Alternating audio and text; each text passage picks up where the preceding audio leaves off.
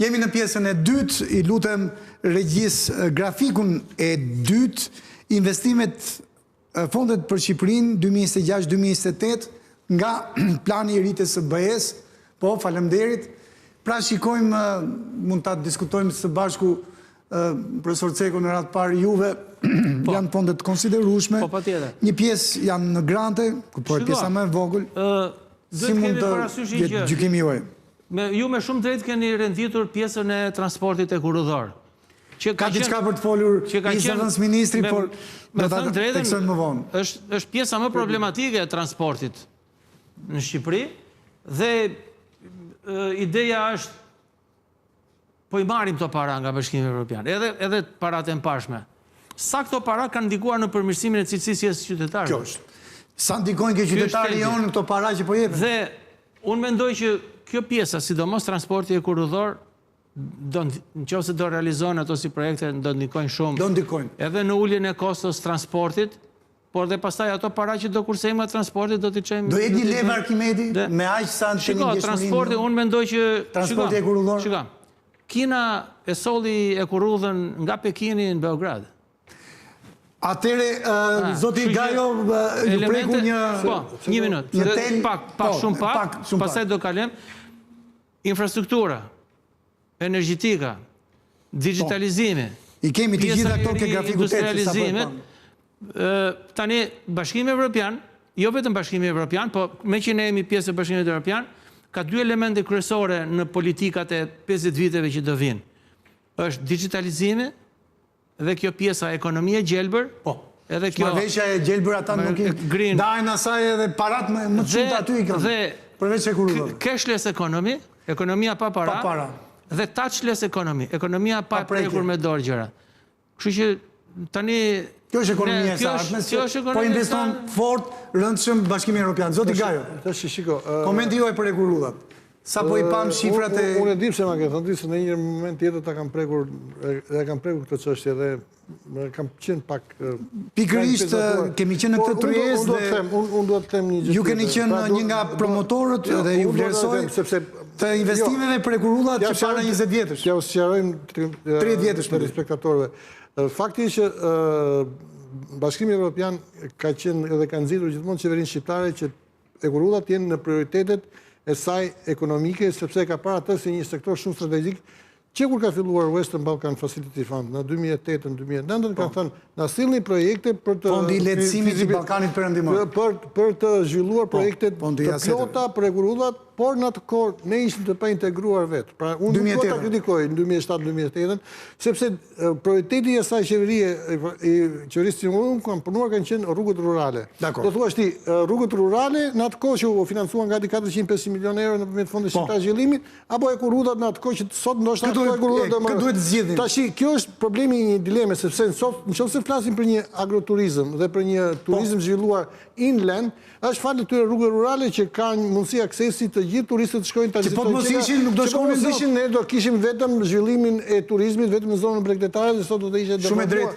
Pra, ky është lloj qasi dhe qasi që zhvilloi qeveria në atë kohë që tash kjo qeveri po e shfrytëzon në drejtim të turizmit, sidomos në turizmin malor dhe të rural dhe zhvillimit dhe nxitjes së këtyre investimeve. Tash kjo zhvillimi I transportit është shumë I lidhur me dy gjëra për mendimin tim, që kjo lidh konektivitetin kryesisht për mallat me vendet e Ballkanit, edhe po të shikosh ato janë segmente, por do të nxjisë akoma shumë zhvillimin ekonomik kur të kesh mallat për të transportuar. Pra nëse nuk ke një zhvillim të industrisë, të roshi rrugët apo e kurudhat që ke. Në një zhvillim të rizhvillim e njerë të burimeve natyrore si naftës, apo zhvillimin e mallrave që cilët do të transportohen nëpërmjet kësaj kurudhe, atëherë te kurudha do të gjeni thjesht për transportin e kurudhave ose të dhe nuk bëhesh më një çeki por nuk do të thotë që ndërtimi e kurudhave të mos sillin nxitjen e kësaj, sepse në moment që ti ke kurudhën, sigurisht që nëse do bësh përpunimin e mineraleve të ndryshme, përpunimin e tyre është një shans shumë I madh, sepse nuk mund të bësh transporte të masive pa kurudhë. Për tani shiko si lidhet kjo puna me që hymë rrugëve dhe e kurudhave. Tamam hymë në rrugët. Në fakt, grafiku 3 lutem, po të krahasojmë buxhetet shqiptare me buxhetin e disa vendeve të Ballkanit, vërtet kanë bërë ata rrugë rurale, po këtu buxhetet tona kanë shumë vite që orientohen drejt elektoratit, për arsye se çfarë duhet t'i bjerë në syrin elektorat, nuk e kanë pas shumë vëmendje, parë kjo dhe nga strategjia që u bë para 7-8 vitesh, pra strategjia e kësaj TEN-T-ja që është bashkimit evropian, plani veprim. Por jo vetëm multimodal. Se nuk është transporti në atë lloj fokusi që e kërkon BE-ja. BE-ja në vetvete kërkon standarde, nuk kërkon transport. Dhe standard do të thotë ndërtosh porte, do të thotë ndërtosh hekurudha, do të thotë ndërtosh rrugë, të ndërtosh dhe aeroporte. Dhe këto nuk kanë qëllim vetëm mbarvajtjen ekonomike dhe integrimin e ekonomisë brenda vendit në aspektin lokal dhe në rajon, por kanë dhe sigurin. Siguria nuk është vetëm ekonomike tashmë, por një pjesë e mirë e këtyre janë dhe fonde që ne kemi diskutuar së bashku që shërbejnë dhe sigurisë geopolitike apo asaj çfarë përdoren për aspektet që tashmë nuk janë më të largëta, por janë shumë të afërta se gjithë vendet sipas takatit që kanë rritur financimin dhe kjo do të thotë që edhe Shqipëria është pjesë e kësaj. Ajo çfarë ka ndodhur me Shqipërinë, qoftë në projektet ekurudhore, që janë ndër më të kushtueshmet, janë të tilla që nuk janë ende në funksionin e tyre për të kryer atë që kanë funksionin kryesor ndër lidhjen midis tregjeve dhe njerëzve, midis destinacioneve dhe prodhimit, dhe nga ana tjetër nuk kanë harmonizuar ekonominë me transportin.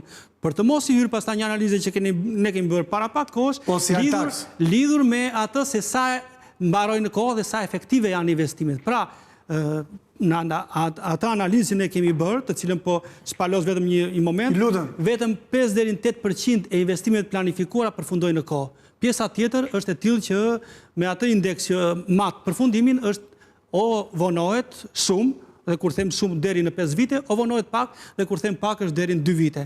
Më shumë se 90-at praktikisht... E gjitha kjo si ka lidhje me fondet e BE-s, ka lidhje se ai t'i jep 273 milion euro. Por në momentin që ti e merr në datën 1 dhe dorëzon në datën 30 të vitit përkatës. Në momentin që ti e shtyn, të gjitha kthehen në kostot të buxhetit, futu dhe kostot që investimet publike futen të ai fondi investime publike, po jo të gjitha shkojnë për investime direkte, shkojnë për të paguar to shtimet e kostove, shkojnë për të paguar borxhe. Dhe ku duhet të dalë me gjithë këto? Së pari ne kemi nevojë jo të na thuhet do na jap 200 milion, por çfarë kemi bërë me disa miliard përpara, pra transparenca është ajo ndër standarde. Kemi në tabel 9.6 miliard. Është ndër standarde pikërisht se 9.6 miliard që meriton një zbërthim se ku kanë vajtur deri tani, sa ka qenë efektiviteti këtyre dhe sa ne zotohemi në kuadrin e mbylljes atyre hendeqeve të tjera elementë që kanë standardet e BE-s që të përmirësojnë në përgjithësi dhe përveç kësaj klimën, ta mbaroj, dhe startup-ta janë institucionet për të përgatitur për të monitoruar, supervizuar të lloj investime. Pas ke lexuar skenarin. Po, ta mbaroj zoti Gjokutaj, pastaj zoti Gaj. E kisha te përmirësimi kjo tashmë u ezaurua, por e kisha te përmirësimi klimës për biznesin. Pra e gjitha kjo ndikon te konkurrueshmëria, pra duke i dhënë mundësi dhe shanse gjithë zonave, se kjo lidh zonat në një farë mënyre, i përmirëson mundësitë për të afruar me tregje dhe rrit konkurrueshmërinë. Por nga ana tjetër duhet bërë sa detyra shpije të cilat nuk kam dëgjuar më të përmendjen në retorikën politike, por janë po aq të domosdoshme siç u tha. Ju lutem na e thoni sepse vërtet janë kryesore. Janë ato çfarë kanë të bëjnë me luftën e brendshme, informalitetin dhe humbjen e konkurrueshmërisë. Vendi jon është ndër më të vonuarit në konkurrueshmërinë brenda. Në informalitet jemi ndër vendet me informalitetin më të lartë. Dhe të gjitha këto nuk arrin dot pastaj as të barazosh atë pagat me rajonin, me BE-n kemi konvergjencë të madhe për plotësuar, por as edhe me sfidat që ka koha për kostot e jetesës, për presionet sociale të shtuara e elementet të tjera të cilat vetvete janë pjesë e asaj çfarë ndikohet në besueshmërinë e BE-s karshi standardeve shqiptare. Profesor Ceko, ju lutem regjia grafikun 4, Shqipëria fondet sipas burimit për vetëm 6 vitet e fundit, për të kuptuar se sa të rëndësishme janë. I keni pikërisht aty, mund të komentojmë së bashku, pra grante janë, tani çfarë janë grantet? Projekt pas projektesh. Po. Grantet janë para që jepen, po që nuk janë me interes. Kredit buta janë me interes të ulët. Po. Kredit e bergjit nuk është se janë kredi fort buta, po janë kredit mira. Kredite KFV-s gjithmonë kanë qenë orientuar në kryesisht drejt infrastrukturës. Me infrastrukturën ka qenë kryesisht drejt infrastrukturës, përmirësimit të rrjetit udhësjellës, kanalizimeve, mjedisore, patjetër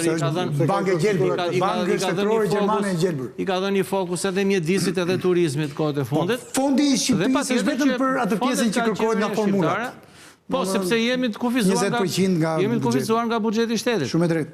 Unë do të thosha që në përgjithësi ndërkombëtarët janë tregu bujar me Shqipërinë. Prandaj dhe i solën këto shifrat për vetëm 6 vitet e fundit. Unë mbajmend, u përmend vitin 1996. Në vitin 1996 30 vite përpara. 30 vite përpara janë kthyer mbrapsh gati 690 milion eku, se në atë kohë ishte eku si monedhe për të bërë provën e erës. U kthyen mbrapsh në 693 milion euro sepse ne nuk arritëm t'i livronim. Ishte fondi, po ne nuk arritëm t'a livronim. Kështu që tani, unë nuk mendoj si jemi... Nga të shanset e humbura që të ta me drejtë i zëvendës ministri integrimit. Në atë periudhë kam patur shansin që të komunikoj me një nga profesorët më të famshëm të biznesit ndërkombëtar, i cili në vitin 1995 ka publiku një libër, International Business, dhe në hartën... Jo më koti jeni ke ëngjit të biznesit. Në hartën që ka vendosur që të diku të faqa 30 e librit, në vitin 1995, në hartë e vendosë të Shqipërinë antarit Bashkimit Evropian në vitin 1996. Ju e mbështesni atë që ta zoti Gajoj që kemi humbur dhe disha raste historike. Në tjera, unë e kam librin. Ne kemi qenë vendi parë që ka nënshkruar marrëveshjen e tregtisë lirë me BE-n, me 91-shin, 92-shin. Ne kemi qenë vendi parë që kemi marrë partneritetin për paqe me NATO-n. Kemi qenë i parë në Evropën lindore. Ne gjithmonë shikosim si vendi parë për të integruar. Fondet që përmenda unë ishin fondi i parë që api Bashkimi Evropian për vendet të cilat pretendohet që do ishin antarët Bashkimit Evropian. Dhe hapi qëllimisht për ne. Programi FAR. Poloni, Hungari... Na paska bërë dëm. Një minut. Më lëni ta mbërë. Poloni, Hungari, Albania, FAR, Rumania dhe Estonia. Ishte në brenda emërtimit të fondit... Po, FAR, programi FAR... Pjesëmarrja e Shqipërisë. Atere, rasti i këtyre fondeve, çfarë tregojnë këto fonde? Po, të 6 vite e fundit. Mbas 30 vjetësh. Sakt, fiks. Këto fonde janë një mesazh për investimet e huaja. Sepse faleminderit që lidhet, sepse është një sinjal që hajde investonë. Kjo do të thotë që Bashkimi Evropian i jep një sinjal jo vetëm investitorëve, po dhe atyre që rankojnë ekonomitë. Këto indekset, që shiko, unë po qoj 200 milion euro aty për... Po i qoj kot, nuk qmënda. Për të bërë qefin shqiptarve dhe malazezve. Qëfar kërkojnë investitorët e huaj? Se ata që janë vënda se ndajnë mëndjen, o do investojnë në Shqipëri, o do emigrojnë, e ndajnë mëndjen. Investitorët e huaj që duan të vinë i vënd. Janë shumë kërkus. Ata në radhë parë e dinë se që duan, e dinë se që do bëjnë, sepse ata e njohin mirë për përvojën e kompanive tyre, e dinë shumë mirë produktin dhe shërbimin që kanë, pa ata kërkojnë stabilitet. 1. Ato kërkojnë siguri, 2, dhe nga ana tjetër kërkojnë mbështetje institucionale. Kështu që jo më kot këto fonde janë për të mbuluar këtë pjesë. Dhe duke mbuluar këto fonde këtë pjesë, i thonë... Rritet garancia për investicion. I thonë investitorëve, ka një garanci, jemi në hap të mirë, dhe gjithë institucioneve ndërkombëtare, qoftë publike, qoftë dhe private, që bëjnë rankimin e ekonomive, i japin një mesazh që shiko, këto dy ekonomi shqiptare dhe ekonomi dhe malezi, të rrezikosh kapitalin tënd. Shikojni mirë se si do ecin, rankojni nuk po jap to parakot për ta. Rankojni ku i takon, në mënyrë që investitorët të marrin sinjalin. Zoti Gjokuta, ja mund të jetë ky një sinjal i fshet që këto janë vende për të besuar. Sinjal është tani, nuk kemi... Nuk dim sa është pjesa jonë, po duke qenë se 600.000 banor, 660.000, është Malezi, ndoshta jemi dhe me 120 miliona të brenda. Sinjalet e tilla janë dhënë dhe përpara, por harmonizohen me shumë elemente të tjerë që... Do jem dakord me dy. Tani, investimet e huaja të Shqipërisë në vitin 2025, që janë më të larta se sa viti pararendës, nuk u rritën për shkak të investimeve në prodhim, nuk u rritën për shkak të asaj çfarë shërben për diversifikimin e bazës ekonomike, të prodhoj punësim, punësimit prodhoj konkurrueshmërinë të rizvlerën e shtuar të element të cilat ka nevojë Shqipëria, por u rritën te pasuritë e paluajtshme. Investuesi numër 1 në nivel të e tyre u shoqërua me rritje edhe të atyre që quhen remitanca, pra flukse valutore që vinë në formatin jo vetëm të emigrantëve, por të gjithë atyre që jetojnë jashtë dhe dërgesat e emigrantëve, po jo vetëm të emigrantëve, të cilat mbulojnë pjesërisht konsumin e përgjithshëm, mbulojnë dhe atë, domethënë standardit që është krijuar aktualisht. Janë shumë pak për investimet të vogla. Një pjesë tjetër pastaj shkojnë pikërisht dhe për këto. Dhe në mënyrën se si ekonomia jonë nuk po arrin dot të dali nga dy burimet më të mëdha që janë konsumi. Se mi konsumin është ne jemi një shoqëri që konsumojmë më shumë se sa prodhojmë, kjo dihet, por dhe mbi dy sektor të cilët në vetvete kanë atë lloj cikli që tashmë duhet të lëshojnë jo sinjale si punë këtij, po sinjale të tilla që duhet të trondisnin atë çfarë janë programet deri tani për të orientuar ku. Agrobujësia, pavarësisht se çfarë themi, është baza mbi të cilën duhet të orientohet një pjesë e mirë e atyre çfarë janë burime në terren dhe atyre çfarë kanë të bëjnë me sigurinë ushqimore të ardhmes, me mënyrën se si do përqafojmë standardet dhe çfarë nuk po punohet me BE-n.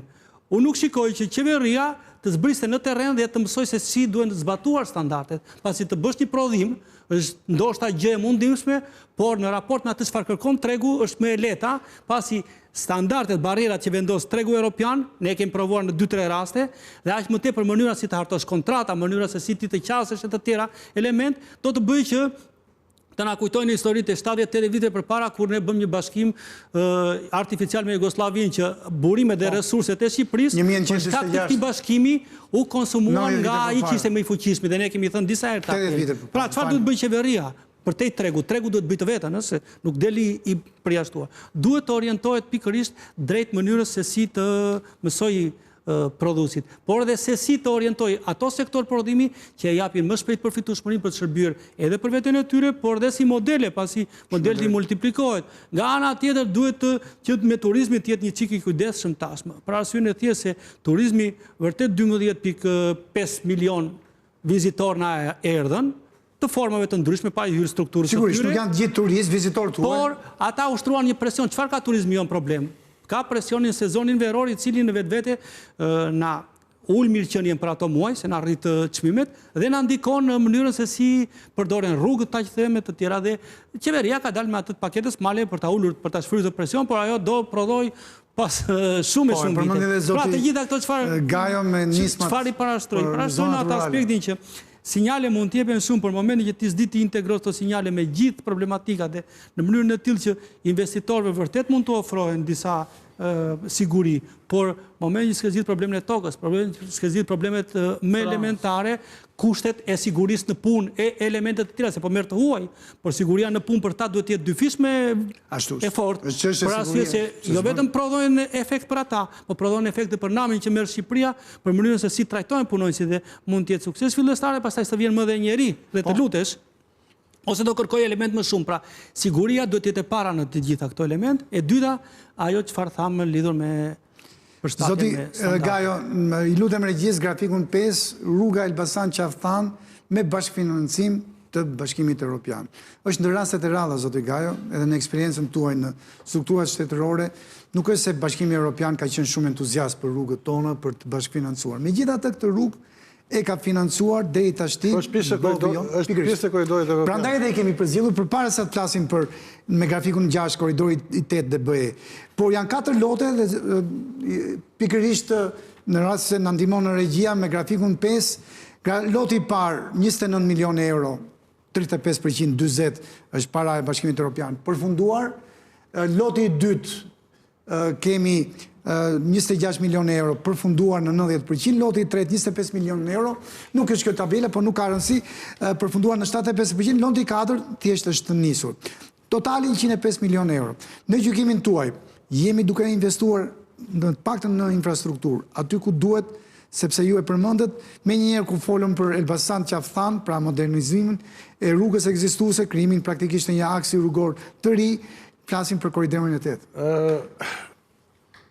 U thesua dhe këtu, faleminderit regjisë, nga bashkëbiseduesit, që infrastruktura nuk është një infrastrukturë e veçuar. Pra ndërtove ti një highway ose lidhje ndërmjet Durrësit Qafstanës, Korçës dhe Maqedonisë, e bëre pjesë dhe përfundove këtë lloj procesin. Ato duhet të jenë të integruar me gjithë pjesët tjetër të infrastrukturës. Tentisë famshme që përmendi zoti Gjekuta. Me portin e Durrësit apo me portin e Vlorës, me aeroportet dhe me sistemin e kurudhave.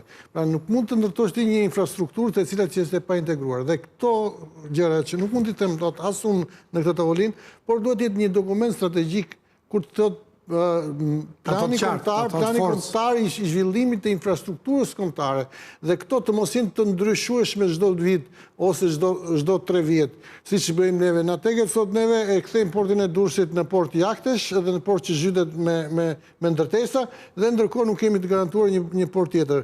Shikojmë portin e Vlorës, po kështu nuk kemi, pra duhet të kemi një strategji kombëtare si do ta zhvillojmë neve Shqipërinë, sepse nuk mund të ketë interkoneksion në ekurudhor rrugor pa pasur porte, pa pasur një zhvillim të 3 dimensione, detare ekurudhor rrugor. Po s'ke çat lidhësh për ndërtoti, po s'ke çat lidhësh.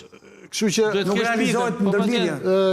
Kështu që unë shikoj këtë një rrugë shumë të rëndësishme nga pikpamja e lëvizjes, por ajo nuk është integruar me infrastrukturën tjetër që lidhet me ekurudhën dhe me portën dhe me gjithë infrastrukturën. Rrugë shumë e rëndësishme, aks kryesor strategjik, por ende nuk është bërë lidhja e dur që është pikërisht një lloj si kapilarët e një organizmi jetësor të mund të japin atë që duan pra.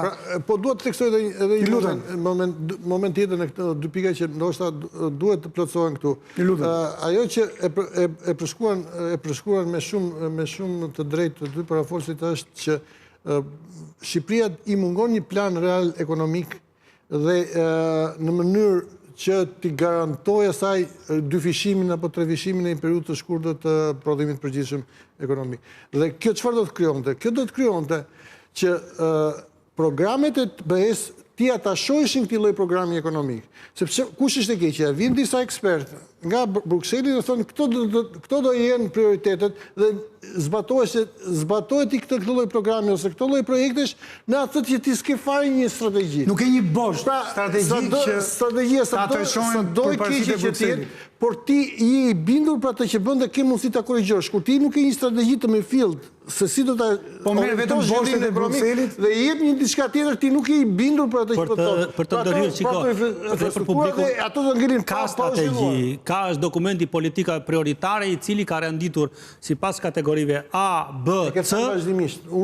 Jo, në këtë aspekt po themi, strategjit janë që kërcejnë, ajo që ndronë, për mendimin tim që kërcejnë nga një moment në një momentin tjetër. Ato janë dokumente që shoqërojnë, i njohën ato lloj dokumente. Janë lidhje bashkëdore, hajde bëjmë një strategji tjetër. Ka fatmesme, jo ka lënë FMN-ja për të orientuar politikat buxhetore, po ato nuk janë realiste.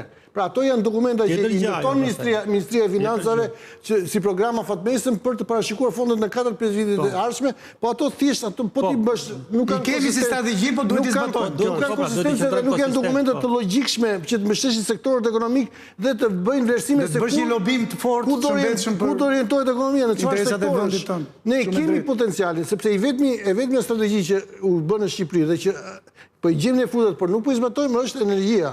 Që të paktën në Shqipëri... 1/10 e energjisë sot është... Paktën energjia... Prandaj po rezistojmë edhe me çmimin bazë të por nuk kemi asnjë lloj tjetër strategjie në cilën do të mbështetesh se ky dhe përdorimi i kësaj energjie dhe për zhvillimin e sektorit. Strategji tjetër bosh dhe jo vetëm në formën e letrave, kjo është shqetësimi i zotit Gajo. Jo, edhe fundit një gjë që desha të më fal. Është problemi i para përgatitjes së institucioneve për të absorbuar këtë lloj fondesh, sepse ne nuk e dimë se si do përdoren këto fonde, edhe kush do t'i përdorë, kush do i kontraktojë. Temi 120 milionë euro. Dhe ne kemi këto institucione që janë dhënë fonde të pa krahasueshme nga BE-ja për të përgatitur fondet për institucionet shqiptare. 2.8 miliardë ishte shifra që ka dalë dhe nga Altaxi në studimi. Praktikisht neve kemi institucionet zero, i kemi fazën fillestare, flasim për fondet e bujqësisë, por edhe fondet e tjera që të zhvillohen.